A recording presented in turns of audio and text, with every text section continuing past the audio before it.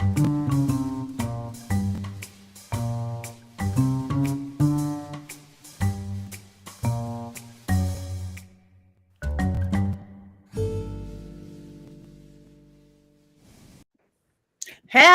witches! Hello, witches and those who love us. Welcome to the Witches Movie Coven, where witches, real witches, and goats talk about witches in movies. We want to wish everybody, first off, a happy holidays, whatever you celebrate. We are celebrating Yule around here, but I pretty much embrace everything. My name is Patty Negri. I am one of your hosts. You might know me from Ghost Adventures, University Magic, yes, my regular podcast, The Witching Hour, and as I always say, bathroom walls across America. But let me introduce some of my co-hosts or pass it on to them. Let's start out with the ever color changing Richard Lale. Yeah, that is me. Richard Lale is one name, not two. If I were just Richard, I'd be a... Thank you very much. That's right. I'm known as the gentleman psychic. I'm a psychic and a medium until I gained some weight. Now I'm a psychic and a large. Anyway, with that, I'm also well known in the paranormal world, Ghost Adventures, University of Magicus as well, here in New Orleans reading tarot. Also, hit the like and subscribe. All of the comments, they help us to feed the algorithm. So if you've made it this far, hit that like and subscribe. You may think you're subscribed and you're not, but you need to also go right over here, join the coven over here. You can wear, you can get into Patty's panties. You can sleep with me. You can deal with bro witches. You can not mind it. You can get Courtney quotes. You can get all those things just right over there at mrcontrol.com. Right. Yes. Thank you very much. Now let's go down to the petting a pussy, Miss Courtney Buckley. Well, what a Wednesday it is. That's me, Courtney Buckley, ghost beat on Scared and Alone. I forgot my goat, so I brought a familiar. This is Dahlia. She decided that she wants to be a paid actress today, so she's going to be on the podcast. That is beautiful. And wearing his perfect Steelers Santa hat, Jason Mankey. I am Jason Mankey, author of many books. You might know me from your local witchcraft store bookshelf, including Llewellyn's Little Book of Yule, which is always my favorite book this particular time of year. This is the best time of year. Thank you very much. And never least, and beautiful hair today, I must say, Heather Green. Thank you. I just woke up like this. Yeah. So anyway, I am Heather Green, and I am the author of Lights, Camera, Witchcraft, which is a critical history of witches in American film and television. And I am also a journalist and an editor, and I work with all types of and cover all types of things occult and esoteric and witchcraft in the media, and working with authors like some of the wonderful folks here. Yep, there's Dollcraft that's popped up. That's Patty's. I did work on that one. And I am so excited. Jason's, of course, I'm not Jason's editor, but also a Llewellyn author, so part of the team, right? Right. So I am happy to be here for Wednesday to start the Christmas season off here with our movie watching. So yes, thank you very much. Thank you. So this week's movie, it's a holiday movie. It is Red One. It's a fairly new movie, just came out last year. Hopefully you guys all watched it. I know some of you did. And we want to thank all of you who are so loyal to us, and you come along and you watch the movie and you vote. You are what we live for. You are literally what we're here for. But if you didn't watch it, just in case you didn't watch Red One, or you didn't see it when it came out, or you didn't see it now on Amazon, Richard Lale, do you have an unbiased synopsis? Oh, God. I have something today. Yeah. If you did not watch this film and you made a mistake and you watched the wrong one, it could be Red Number 2. Oh.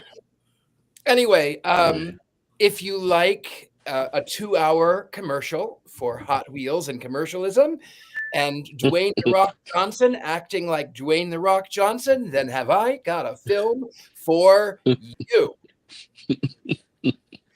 So in the pivotal role of Dwayne "The Rock" Johnson, as in every single role he's ever played in Hollywood, he plays a security guard known as an elf to the one and only Saint Nicholas, whom, for whatever reason, being the busiest man in the world, has enough time to go to every single mall in the United States and deal with lines of children, because of course he does. He's magic. Meanwhile, Chris Evans, Captain America, is a dum-dum and somehow hacks into the security system that protects St. Nicholas from invaders. And so this other person ends up by kidnapping Sinterklaas. And so they go on this adventure to find said Sinterklaas. As it turns out, Sabrina, the teenage Christmas witch, is the one behind it. Gorilla is not a gorilla, but a gorilla. Gorilla is actually an Icelandic seasonal not sea witch, but an Icelandic seasonal witch. Anyway, nonetheless, they go through all of the adventures. You find out that, of course, true capitalism, all of the toy stores all across the world have a back room, which actually leads to other back rooms in other toy stores because magic. And so Hot Wheels get to be life size. And of course, Chris Evans is lusting after Wonder Woman. Of course he does, because Captain America. And of course, there's a talking polar bear a la Coca-Cola. And then, of course, all is right with the world when Krampus is brought in, and you find out that Krampus is actually the half-brother of Santa Claus, and they used to work together, but they don't anymore. Santa Claus is saved. Gorilla is locked into a snow globe forever. That's about it. That's what I have. Like it or not, happy Xmas. Thank you. Now that we have the complete plot line, Heather, do we have any more information? Perhaps 5 things that we also, in addition to that, need to know about this movie? I got some for you. Yeah. So there's a few things to talk about. First of all, Red One is a 2024 movie, so it's fairly recent. And it was a box office bomb. If you hadn't, imagine why. I know it's hard to discover. So it was actually, I think last week we also had a box office bomb, but that made money. It just didn't make enough money to be considered successful. This one actually didn't make enough money to cover its budget. So its budget was over 200 million. I think it topped at 250, but I saw different figures in different sites. So that's an expensive top box office movie, and it bombed. So one of the reasons why is it was supposed to only be Amazon. The Amazon studios were only supposed to release it on Prime for streaming, but Dwayne Johnson insisted that it go to theaters. It had a theatrical release, and apparently it also had a what's the big IMAX release too. Supposedly, I didn't discover if that actually happened, but he wanted it to have that. So he wanted a bigger release for it, which may have been part of the problem. So let's talk about the director, because this is obviously a Dwayne Johnson vehicle, as already we've heard. So this was conceived of by his team, by The Rock's team. Basically, the idea came out of the president of his production company, which is $7 Productions, came up with the idea while they were doing a Fast and Furious sequel or spinoff. And he said, "Oh, I'm going to make this story." Okay. He sold it, meaning everybody liked it. They got on board, and including Dwayne Johnson loved it. And they hired director Jake Kasdan to direct it, who did Jumanji 2 and 3. So he been involved with this. The writer is, along with Hiram Garcia, who came up with the idea, is Chris Morgan. And Chris Morgan wrote Fast and Furious, my favorite Fast and Furious, actually, 2006 Tokyo Drift, which is the only Fast and Furious that I like. So he wrote that, and so he's known for the Fast and Furious. Hey, Tokyo Drift is awesome. I'm not saying it's not the best of the movies, but it's the only one that's worth seeing. They go to space. They go to space in a Pontiac Fiero. That will never be topped. Ever. I did not say it was the only one worth watching. I said it was the only one I like. So there's a difference. There's a difference. Yeah. I will watch any of them. But anyway, he is known for Fast and Furious and also produced The Mummy. So he's been involved with this crew. So the crew itself that built this movie is a Dwayne Johnson crew. So this is very much a Dwayne Johnson vehicle movie. Let's talk about the cast. Of course, well, Dwayne Johnson, The Rock, and it depends on your age and who you are and how you know him. Of course, Fast and Furious and a lot of movies like that. If you're younger, you probably know him for Moana. And there you go. He was a wrestler. Yes, if you're into wrestling, he still wrestles, I believe, part-time, from what I understand. I don't follow his career. We also have Chris Evans, who everybody probably recognizes him first and foremost as Captain America, as we've already seen. I just saw him in a movie called Ghosted, Fantastic Four. He's been in a ton of stuff, but he's known for the Marvel Universe for the most part. J.K. Simmons of Santa Claus. He is also very recognizable face. He's been in a ton of things. Here he is as Santa Claus. And he was in the Spider-Man movies. He's in one of my favorite movie musicals, La La Land. He was in Whiplash, Juno, and a ton of stuff. And we can go on and on and on. I don't think we've seen him yet in one of our movies. Lucy Liu, another super recognizable face from way, way, way, way back. You talk about Charlie's Angels, Ally McBeal, Kill Bill, and of course, one of my favorite musicals. I always have to bring it up, Chicago.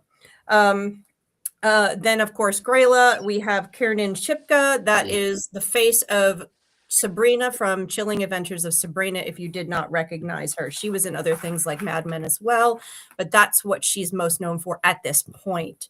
And then finally, one of my favorites, I just want to bring up this last one. And this is a huge cast. I could go on and on, but I have to bring up one more. I have to bring up Krampus. So it's hard to recognize who he is probably, but Christopher, and I can't pronounce his last name, Hivju, I don't know, what is actually Tormund in the Game of Thrones. If you don't recognize him, he was the wildling with the red hair. He was the leader of the wildlings. Holy crap. Sorry. Holy crap. That I love when I find those little fun things like that. Yeah. So that's who that was behind that mask. So let's go to number 4. Number 4, I want to talk about a little Easter egg situation. So with video games, because this movie, of course, is going to pull in people that love video games. If you love playing video games, you might have noticed them fighting over PlayStations, the mention of the Switch, the Nintendo Switch and everything. Well, those are throughout. There he is. That's Tormund. He was one of my favorite characters in Game of Thrones. So that was a really fun discovery. Anyway, back to the PlayStation. So you see there's a bunch of Nintendo things throughout that they mention. Then at the end, at some point, the little boy says, let me see, I want the video game Vampires Assassin 4, the video game. And then at the end of the movie, Santa puts that video game, that PlayStation video game, into one of the stockings. It shows up. Again, there is no video game called Vampires Assassin 4. This was made up, and apparently they had to actually do a little thing saying, hey, we don't have this video game. People wanted it. Doesn't exist. It was made for the movie. So it's a little kind of Easter egg fun thing. And then finally, the big thing is that Dwayne Johnson wanted to do a Christmas movie. They really wanted to bring in the mythology and bring in all the things that are possible from Christmas, which they did not do, but they did bring in a bunch of mythology. And we have Krampus. Aside from Santa Claus, yeah, there you go. Aside from Santa Claus himself, who is his own mythology, and there's lots of that. You have Krampus, and I love the fact that he said Krampusnacht is not tonight. Krampusnacht is December 5th. And I just worked on a dark half of the year manuscript with a bunch of people from Austria. So I got all the stuff about Krampus in my head after that work. Gryla, of course. Gryla appeared also in Sabrina, Chilling Adventures of Sabrina. There was an episode with her in it. If you didn't see that, you would recognize it, but she is from Icelandic mythology, as Richard Lale says. She is a witch and an ogre and a monster and mother of the 13 Yule lads, who you also see represented there. So you have a little bit of that going on. Of course, the snowmen, which look like Frosty, could be the Jotun ice giants if we're sticking with the sort of Nordic theme of this movie. They could be considered that. And you have a number of other things going on here. And I don't know about the Krampus Schlapp. I'm not sure if there's any tradition there, but you do have the end name that he says. I think he yells out Kavalamel, I think is what Santa says at the end, which is also connected to Santa Claus's lore. So they did do some research to pull in a bunch of lore to piecemeal it together to create this story. I don't know why the Headless Horseman shows up, but that's a whole nother because it was the Nightmare Before Christmas, I'm certain of it. Something like that. So those are the 5 kind of fun things to pull out that I pulled out from this, just to give you a little bit extra stuff, and we can now discuss how much we love this movie and how we're so in the Christmas spirit after it. Exactly. Richard? Well, I'm here. You know what? I'm going to tell you. There were moments that I didn't hate it. There was one moment though that was really sort of prescient that bothered me more than it should have. And I'm certain it was supposed to be innocent, but it was not. I didn't think it was funny. They were trying to protect this man from literal ICE agents, and that really, because of everything that's happening and because it's here in New Orleans, it really bothered me. I know ICE, ha ha ha, funny, like literally they're ICE. That's what they are. But I felt that it was I felt that was tacky. On the other hand, I will tell you, I wanted to hate this film. I went into this film saying, bah humbug. And that's all I'm going to say for now. Okay. Thank you. Courtney, with your mouth open. Yeah, you're welcome, everyone, for this, because this was my idea and I'll take credit for it. I saw this movie in the theaters, and I think we talked about this last week, was immediately texting the group chat the second they said the word witch, and because I was so excited to get to talk about it. So I've been waiting a year for this. I love it. It's one of my favorite Christmas movies now. I love The Rock. I think he's great, even though he plays the same character in every movie. I never get tired of it. Krampus being Tormund, no wonder I love him as much as I do. That makes a lot of sense. Also, Sabrina as the witch, like as Gryla. I want to be Gryla when I grow up, in both her mastermind form and then also the ogre form. And I loved the whole like her being Krampus's ex, and like him calling her like whatever he called it, like your miserable voice or something. I thought it was so funny. So yeah, I enjoyed it thoroughly. I love a good Santa action film. I love Santa. I love Christmas. So it did no wrong for me. Thank you. All right. Anybody want to jump in? I'll jump in. I liked it. I did like it. I'm not a big action adventure thing, and I like Rock well enough, whatever his name is. He may not, he's no Nick Cage. He doesn't have that curly, wavy Jason. No. But I, again, right now, because my life is crazy and busy and focused and everything, if I'm going to watch a movie, I just want to be entertained. I don't know how intelligent I need to get or anything like that. And I just thought for all the less than clever stuff, I thought it had enough clever stuff to actually keep me entertained. I like a Hot Wheels turning into a real car, stock up or whatever he said. It's like, oh, I want to be able to do that. I like showing the good and bad within humanity and then good winning out in the end. I liked the Krampus thing. So even though I was really, really tired and it was really, really late, I pretty much most of the way stayed awake, which is saying a lot. And it, again, holiday spirit. It was holiday spirit and not real reverent about it, which I liked. So yeah. So sorry, guys. I'm with you, Courtney. Jason. This is a deeply stupid movie. However, that doesn't mean that it's not fun And despite like not wanting to like it before the show, I saw it last Christmas too. I still think it's fun, and I got caught up in it again, and it moves pretty quickly. It's not going to change the world, but if you have to entertain a 12-year-old, this is a great movie, I think, to entertain a 12-year-old. And I am like a 12-year-old, so I was pretty well entertained. There are huge plot holes and other things that we can make fun of later, but again, it's a fun little holiday movie. I think The Rock's great. I love The Rock. The cast is outstanding. I don't know how you convince these people, Dwayne The Rock Johnson, to be in this movie other than money. But you couldn't ask for much better. I mean, it's certainly better than a Hallmark Christmas movie shot in July in Canada. Instead of the Wisconsin Christmas tree farm where it's supposed to be set.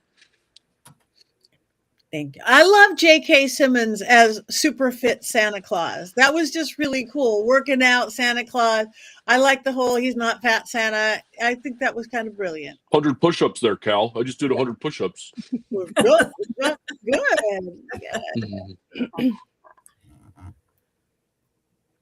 Heather? Well,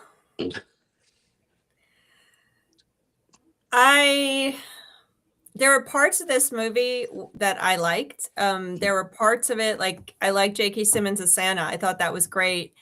I feel like the movie had pieces that were good, and I feel like it was just like cobbled together, and I was kind of disappointed because I thought the premise was actually it had some really good premise, and it spent too much time trying to be the action movie and not enough time trying to be the Christmas movie and really diving into all that kind of the fantasy part of it. Like I love the fact that Krampus wasn't completely demonized and that he actually was a dude. He was just another Christmas dude that's around. I mean, there were a couple mentions of connecting him to demons and Satan, but it wasn't, it wasn't bad, like it just. So I was kind of disappointed. I'm like, lean into that part. I think Ryan Reynolds would have done better than Chris Evans. It would have been even better because it wasn't funny, and it could have been funnier. It could have been more clever. It could have leaned into its cleverness because there were some pieces. So I was like, I would have put it on for my kids. Don't you hex me, Courtney. I see you're trying to hold back. It's already forming in my brain. Would I watch it again? Sure. It was entertaining enough, but I was kind of disappointed. I think they missed the mark. They had something and they missed the mark. That's my feeling about it. And so I was like, I could, and if I was to dig deep, if I was to there's a lot of things that I could work with in terms of thinking through this. If I was going to write something on it, I'm not sure if I love the end premise. I don't know if I kind of like the fact that you kind of have to have a Krampus. Like, I don't like Santa, like they kind of banished him, but you can't just give everybody gifts and not have a Krampus. So I was kind of disappointed that Krampus wasn't allowed out. So that's why St. Nicholas gives lumps of coal to naughty children, because he's supposed to mark them for Krampus to take them down to be punished. I don't know. I don't know. It was fun enough. It was fun enough. I didn't mind it. It took itself very seriously, though. I would have liked to have seen a little more hamminess in it, a little more winking at the camera, and we didn't really get that. And everyone knows that the lines that they were saying were pure stupidity in a lot of places.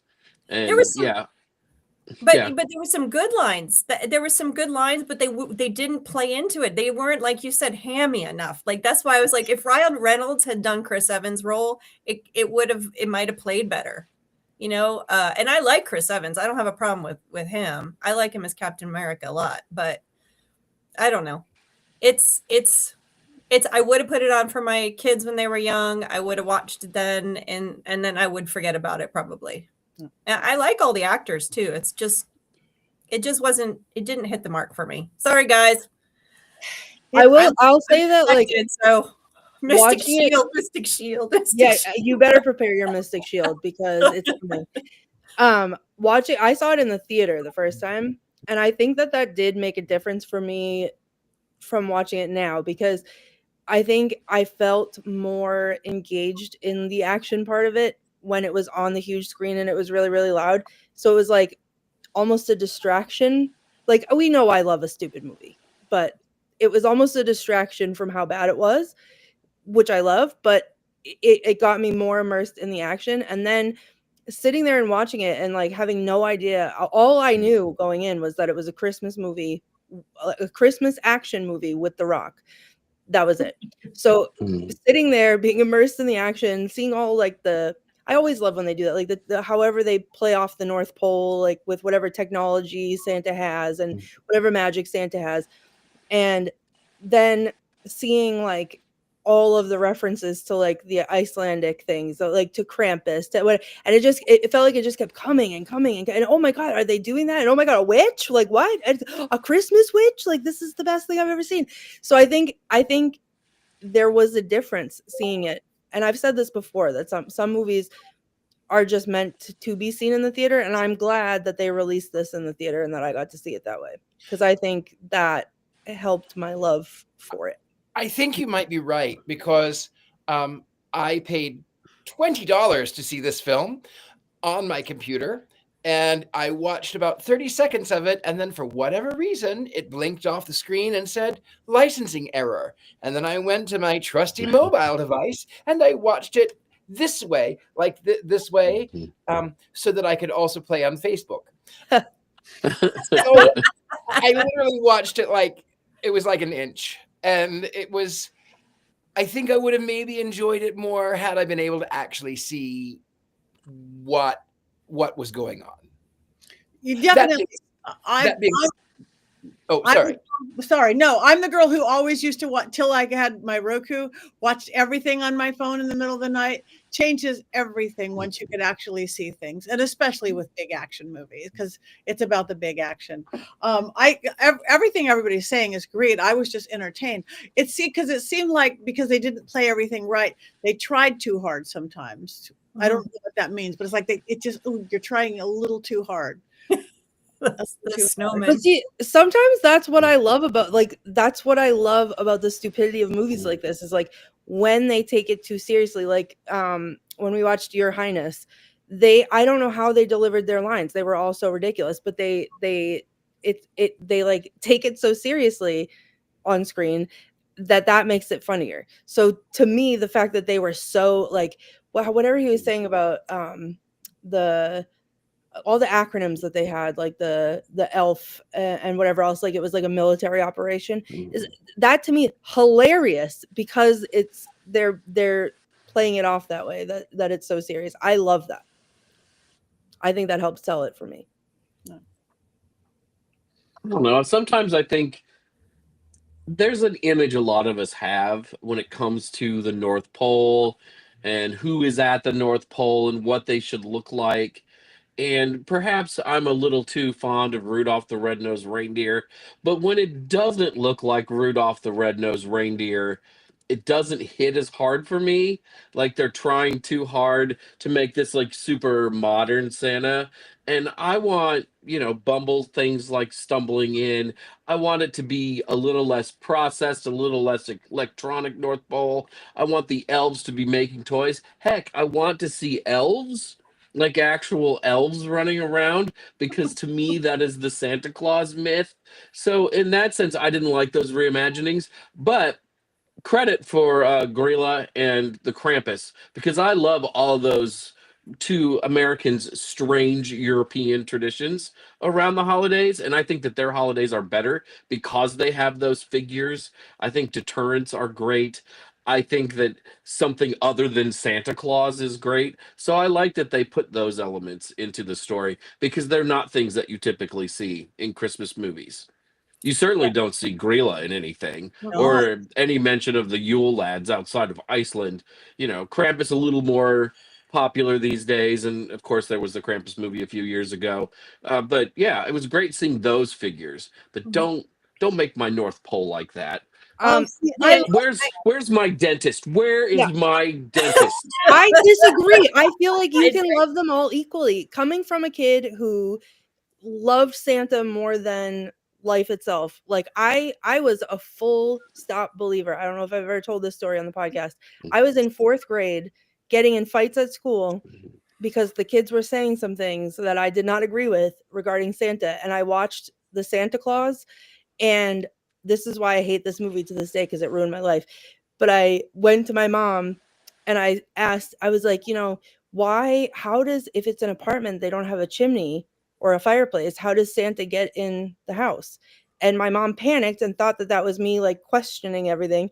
And she just like panicked and spit out, well, it's magic. And me took that and I was like, oh, of course it is magic. How did I not know that? Like, why didn't I think of that? And then I just moved on with my life. I was convinced that I had seen sleigh tracks on my neighbor's roof. Like, you couldn't tell me otherwise.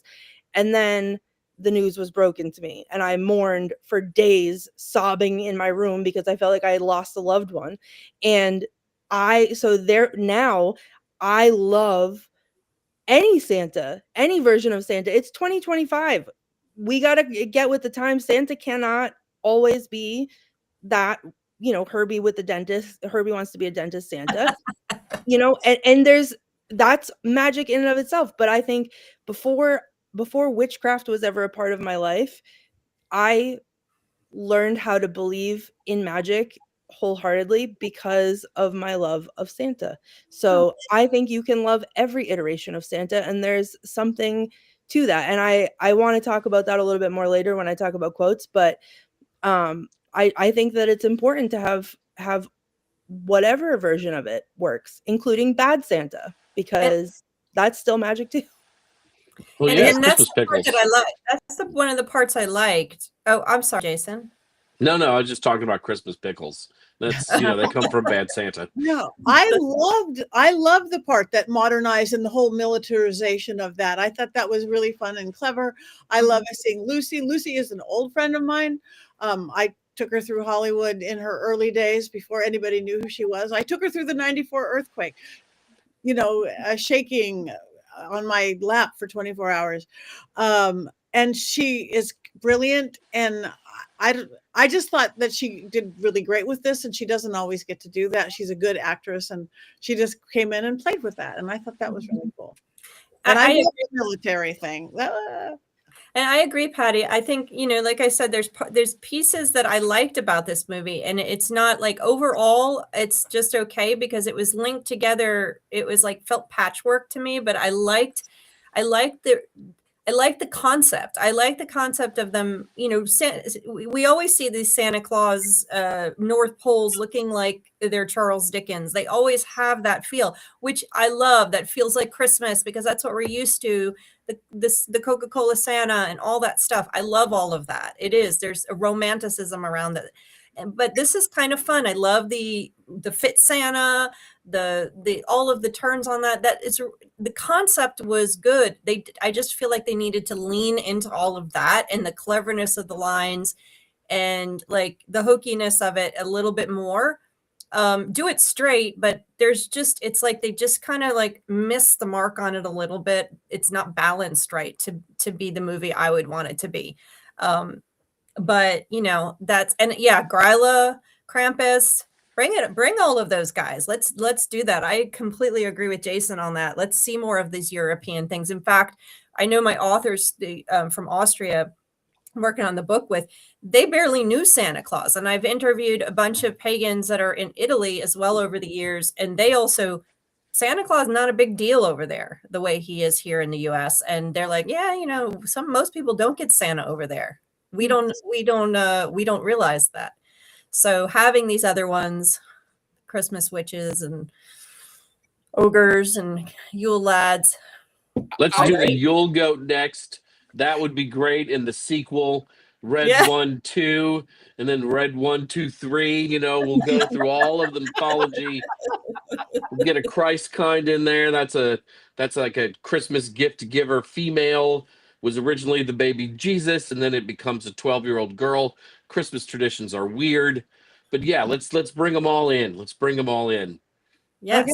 But Let's next do week, it. we will. So again, as you can see, we're all a little mixed. Do we happen to have any quotes on this, Miss Courtney? Yes. So I have two. One, I there's a lot of good quotes in this movie, but there's one that really stuck with me that I want to talk about a little bit. The first one I feel like is our t-shirt for the night, which was The Rock says "Merry Christmas, witch" at the end, and I thought that was amazing. But the other one that I want to talk about was a conversation between The Rock and Santa. And I think it was when The Rock was trying to give his notice. And he said, "You say it all the time, Nick. We choose every day who we want to be, with big decisions and little ones, and every one of them matters. But I look around and they act like none of it matters." And Santa says, if nothing matters to them, it seems to me they need us now more than ever." And The Rock says, "That's why there's only one you, and no one with my doubts should be so close to you. You need someone younger, someone 300 years old in their prime, who wants to change things." And Santa says, "Not our job to change people, Cal. People change themselves. We just show them that we believe in them, all of them, because we know who they really are deep down. We know that somewhere inside every lost grown-up is the kid they once were. Our gift is that we can see that even when they can't." And that to me struck a chord because of how I feel about Santa today. I still believe in Santa. And I when I was in college, I took a public speaking class, and our end of the term like final project, it was a persuasive speech. We had to convince the audience of something. And I asked my teacher if I could do this, and she was kind of wary about it, but I pulled it off. So my speech was why Santa is real. And I dressed up like Santa and I performed. 'Twas the night before Christmas, and I handed out packets with like Christmas crosswords and candy canes and whatever else. And it was all very festive. And then I had like statistics of they took polls of mall Santas and what were their favorite cookies overall and what was their favorite Christmas carol and blah blah blah. And then I talked about all of the origins of Santa from across the world and all the different versions of it. But I connected it all into what I still believe today, which is Santa is real because Santa is the magic in all of us. And Santa represents that giving, just to give, with no credit expected, no anything, just to make someone happy and make someone feel good. It doesn't have to be materialistic, but just to give. And I think that there's a little Santa in all of us. And that's we are the magic. And you know, as kids grow up and they learn that aspect of it, then you know they have younger siblings or they have people in their lives that are younger than them, then they become the magic too. And it's to me the greatest tradition of all, which is being the good, just to be good and make people feel good. So that quote stood out to me a lot, and I don't know, I love this movie. So Thank you. Yeah. That's the holiday spirit indeed, Courtney. Thank you. And to continue with the holiday spirit, Jason, do we Let's have ruin the holiday a spirit right thank you now. movie moment here? Let's ruin it right now. Red One. The name sounds like a Star Wars film and not a Christmas movie. Red One, this is Gold Leader, Flight Pattern Alpha. Attack and disable the Star Destroyer. Gold Leader, this is Red One. Somehow Palpatine returned. Red One is deeply stupid and feels like something concocted by artificial intelligence to create the perfect streaming movie for older children and geeks like myself who line up for Marvel movies and cry during films like this year's Superman. Seriously, Red One is like an algebra equation. The Rock over CGI snowmen squared divided by Captain America plus one Charlie's Angel minus convincing dialogue multiplied by Buff J. Jonah Jameson Santa over one Helen Hunt minus the powers of Ant-Man equals Red One. And there's just so much dumb in this film to go around. Somehow, Santa's reindeer have transformed from the 8 tiny reindeer introduced in the Night Before Christmas poem into 8 huge reindeer the size of semi trucks because of, duh, Christmas needs to be strong, bro. There's also a talking polar bear who wears people clothes and moonlights as an MMA fighter. Why a giant talking polar bear? Because polar bears are swole, bro. What's he gonna be? A talking chipmunk or a chumpy goat? Again, this is part of the AI algorithm to give us some sort of weird Christmas Avengers movie starring an actual Avenger. I could possibly forgive some of that stupidity if it weren't for the dumbest twist of all. Santa, despite being super buff, Santa's gotta be ripped, bro, is a pushover. One of the greatest sins against Yuletide in the United States has been the removal of deterrence against children's bad behavior. Instead of menaces like Grilla and Krampus, we've been left with only snitches like Elf on a Shelf, and everybody knows that. Snitches get stitches, bro. Those elves don't own me. I will take them off the shelf and pound them. With my fists, bro. Don't come at me like that. Because it's clear within 90 seconds of meeting the characters, Jack Captain America O'Malley and his son Haircut, that they both need some of Krampus's hard love. This is one of those movies, kind of like the new Jurassic Park films, where you desperately want to see the kids get eaten by dinosaurs or trapped in a snow globe forever. Seriously, the world would be in better shape if Grilla had won and the naughty were just punished like they deserve to be. You're a bad kid? No Christmas for you. I'm completely down with that, and you should be too. By exiling Krampus, you've removed Yuletide's speed bump, an okay to world where it's okay to act like a spoiled brat. I am spoiled brat, bro. Spoiled in all these jack muscles. Of course, by the end of the film, everyone is filled with Christmas spirit, and it's just enough to break the curse of the Christmas witch, but there's still got to be a big CGI filled fight, of course. And oh, look, wow, what a surprise. Krampus has come around, and now he's on Santa's side. Yay! But we all know what Krampus should be doing is whooping that ass and putting bad kids in his basket so they don't become even worse human beings. It's nice to see people investing in Christmas movies and even using a few overlooked holiday figures from folklore, but I would have preferred a film not derived from an algorithm. His son Haircut is the best thing I've ever heard in my life.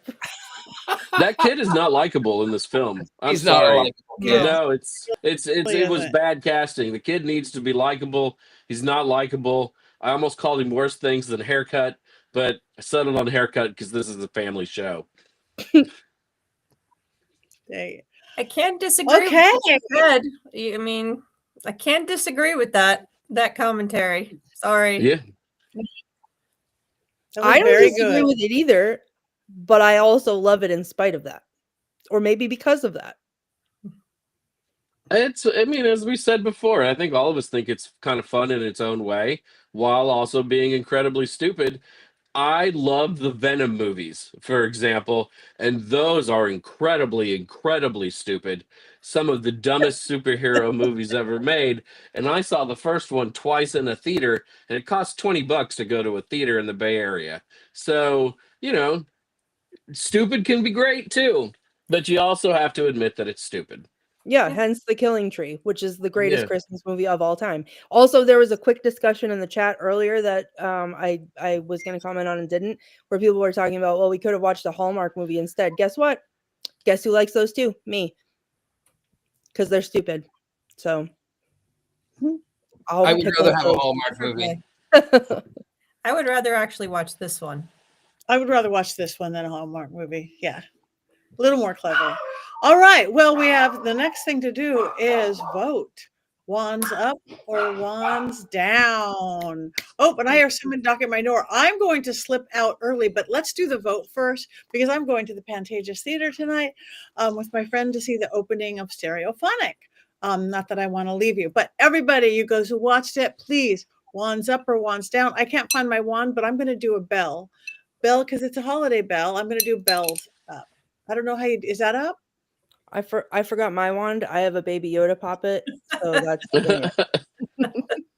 okay.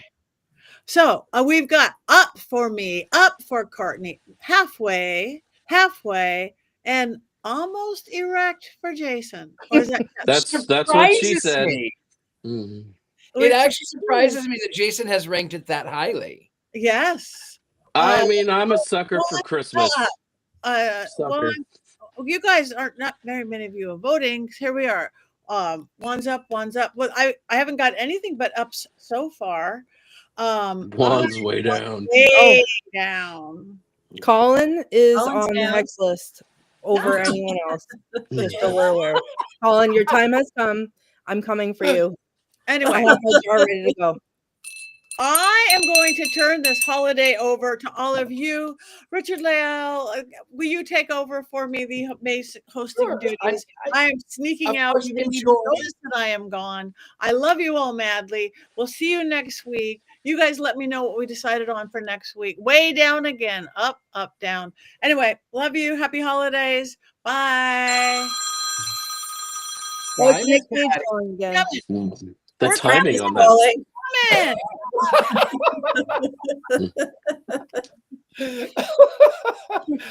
That's funny. Actually, Courtney, I wanted to piggyback on something you talked about Santa Claus being real in the spirit of Santa. That was a very touching story. And, you know, people who have followed me any amount of time know that I grew up very religious, very Pentecostal. And strangely, the funny thing is that my parents, both of them loved Christmas and they loved Santa more than anything else. My father was born in 1930. My mother was 39, and they loved Santa Claus. And I remember when I was a little boy, they would dress me up as Santa Claus, and they told me, they said this: Santa Claus is a season of giving. He is a symbol of hope for a lot of people. And where there was a real Santa Claus, he is no longer alive, and it is not your place to tell children that he does not exist. Let their parents do it if they want to, but the spirit of Santa Claus does exist and is real. That was what my parents told me when I was a little boy.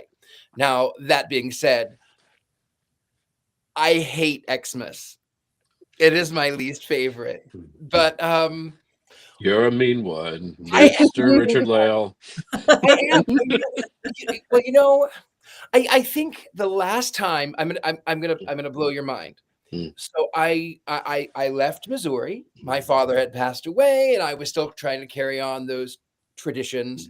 I moved to Las Vegas, and I had a Christmas tree. I did. I had a Christmas tree, and I had the theme was Alice's Adventures in Wonderland, and there was a hat on top with streamers, and I had playing cards, and I had a tea set all over it, and dried roses and red and white. It was pretty.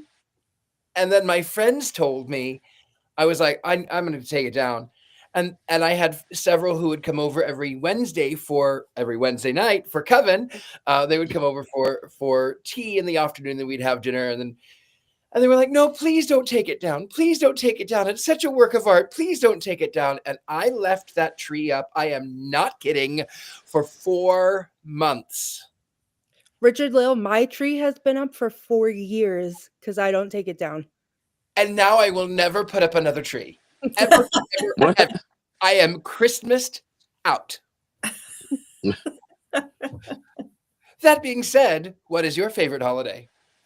Anybody? What's your favorite holiday? Halloween, obviously, because I live Halloween. and breathe Halloween. That's who I am as a person. Heather Green? But also Christmas. I think from Christmas all the way through, Halloween, October all the way through New Year I can see that. I just love the season. It's not, I'm a Gemini. Don't ask me to name my favorite. That's not fair ever.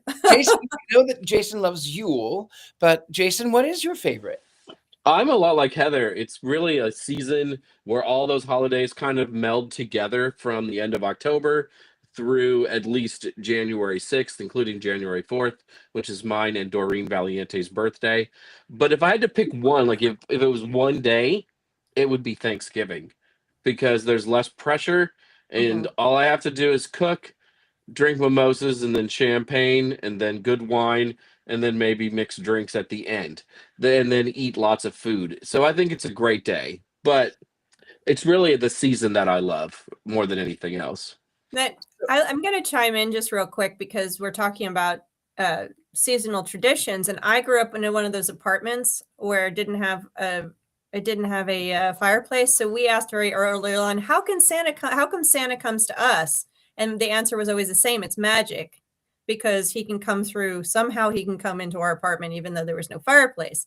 I also grew up in a family that was not Christian at all, Jewish and secular, very secular family. So we had Christmas dinner, and everybody at the table was either Jewish or atheist or something. We had, I mean, my mom's family is Jewish. My dad's family, my dad was not. My dad's family is Catholic, but not celebratory at all, so secular. And so we'd never experienced Christmas in the Christian sense. I always experienced it in the secular sense, but it wasn't commercial. That what it was that same feeling that you get. We watched all the shows, we did all the stuff, we had Christmas every morning, and we were able to capture the magic that Courtney's talking about, that Jason's talking about, even Richard Lell, when you're talking about your parents, we captured that magic. And that for me definitely is part of how I understand Yule and how I understand magic. And eventually when I sat with my dad and I said, we renamed it Peacemas. We said it's a season of peace. And we didn't really rename it. We were joking, but I said, that's what it's about. And so I, as an adult with kids, sought to create that environment and that sacred, warm feeling of giving, which is, I think, at the heart of the season, which is really at the heart of Yule. It's at the heart of all these traditions. During the darkest time of the year, the darkest days of the year, we really reach out for each other and for giving and reach, for that love and for the camaraderie and in the cold times. So I love that. And I try to do that with my kids. And now this is going to be our first season where two of my children are not here for the first time ever. We only have one. So times change, but the season never does. So it's a beautiful thing. So Merry Christmas, everybody. Happy Yule and happy holidays. I'm gonna play a little guessing game. My birthday is New Year's Eve. What holiday is my favorite? Anyone? Your birthday. I do like it, but anybody? Nobody else? New Year's Eve. April Fools. No. Clearly, it's Labor Day. It's New Year's Eve because the whole world celebrates you. I do like my birthday, but a close second or a close first, I don't know which is which. I actually like Valentine's Day.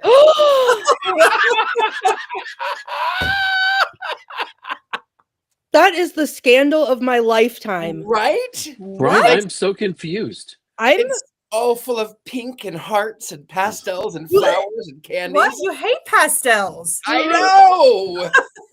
What? Oh, I love love, and I love Valentine's Day. With that, Miss Heather Green, what are we going to be doing next week? Elf on a shelf? No, not on a shelf. He doesn't fit on a shelf. I'll curb stomp those things. I hate those things. I do. It's not a timeless Christmas tradition. They're creepy looking, and they just don't need to be around. I just absolutely hate those things. Just hate them. Aww. I don't think that Will Ferrell will fit on a shelf. So I think we're just doing Elf. No shelf. We will just do Elf. Now, I won't be here. I will be quite busy doing witchy things. I can't tell you about them now, but I will be doing witchy things. But we will have our main cast, and we might have a cameo of Jason Mankey playing me. He's the greatest actor in our coven. So that is not true. So Jason, I don't have an IMDb page. You and Patty have IMDb pages. Me too. Courtney has an IMDb page. That was a shock. Heather probably has an IMDb page. Why am I even on the show? It's nice that you all let me hang out with you. It's really I know why. Yeah, I was gonna say maybe Jason, we're just pushing you to write that 11th book. It's just so you can reach our level of IMDb. Yeah, be great. With that, where can we find you? Jason, you're already up. Yeah, Yeah. you're You can find me on your local bookshelves, probably, perhaps. And I'm one of only to be a 4 Jason Jason Mankey elf on a Mankeys. shelf. I was thinking we could get Will Ferrell on a mill, so you'd have Will on a mill, That'll work. That'll work. Jason on a mason. I don't know. I'm not sure that works. Courtney Buckley. That's me. I am at the Femes on all the socials or some of the socials, but wherever. And yeah, I actively hunt down because I want to find it in the wild and not order it from somewhere. Jason's Little Book of Yule. I think they sell out at the bookstores that I go to before I get my hands on it. So Jason, Hopefully. yeah, put some Yule. Oh, there juju- it is. Look, Jason. Jason Mankey for IMDb. What is that? The Witching Hour with Yeah. Patty Negri. See, you have an Oh, IMDb, Jason Mankey. wow. Look I at am that. allowed to be on the show. Shoo. See, Whew. you are indeed allowed. Miss Heather Green. I am at heathergreen.net and I have my socials listed there. I usually Heather Green 01, I think, at the socials. And I have absolutely nothing going on other than family stuff and Yule celebrations for the next month or so. So I'll be here. Does anybody else have anything going on either? No? Are we all? No. We're all just going to sit at home in the cold and not celebrate the holidays because that's me. I'm going to keep the holidays in the most merry and festive and pagan way that I possibly can, going and doing everything that is holiday related in the Bay Area. And if you see me, you can yell at me and I will yell at you, Happy Christmas. But God bless us, everyone. You lived in San Francisco. Did you ever go to the Dickens Fair, Richard Lale? No. Do you know what it is? I mean, I know of it, but when I lived in San Francisco, I was doing a different kind of Dickens fair. If you get the drift. Fair. I certainly was. Yeah, no, Dickens Fair is fun. I do enjoy it. I love ice skating, even though I'm not very good at it. I do love to ice skate. I haven't been in a very long time. So Kevin says, I just love all you guys. That's so sweet. I guess we are a little bit early. I don't want to end it too soon, but I haven't told you where I am. I won't be here next week. I will be busy. I will be very, very busy. But we will be doing Elf. Elf is going to be great. If you find yourself in New Orleans, I am easy to find here in New Orleans. I read tarot here. I do seances here in my fabulous New Orleans home. I'm also thegentlemanpsychic.com, but don't email me, just message me because I'm telling you, I don't check my emails. Next week we're doing Elf. I won't be here. What else can we say in the next minute and a half? I suppose we could just laugh. Well, I have something to say. I don't think I've recovered from the Valentine's Day comment yet. Oh, I'm yeah, sitting here like stunned. I'm sorry. It's gonna take like a whole week. I'm gonna need therapy. I'm having an existential crisis about it, actually. So the Coven said Richard Lale's heart grew 10 sizes that day. I love Valentine's Day. It's a Christmas miracle. And you know what else I love about Valentine's Day? Oh, I love Victorian Valentines more than I think I like the Christmas ones and I love Krampus. I love those. But I really love Victorian Valentine's cards. And I just love that simple expression. And the corny ones too, that they would say things like, we're having a devil of a time. It's just the most bizarre, weird, or it'll have the cards that sort of look at you with the Google eyes from the early 20s. I love, and hearts are just so beautiful. I love them. I have one in my freezer. Is it human? It might be. yes, here we go. Now there's the reason for the season. I'm on board. Well, Real we only human have hearts. about 30 seconds. So I guess there we are. See, like What is not to love about that? That So is cute. so adorable.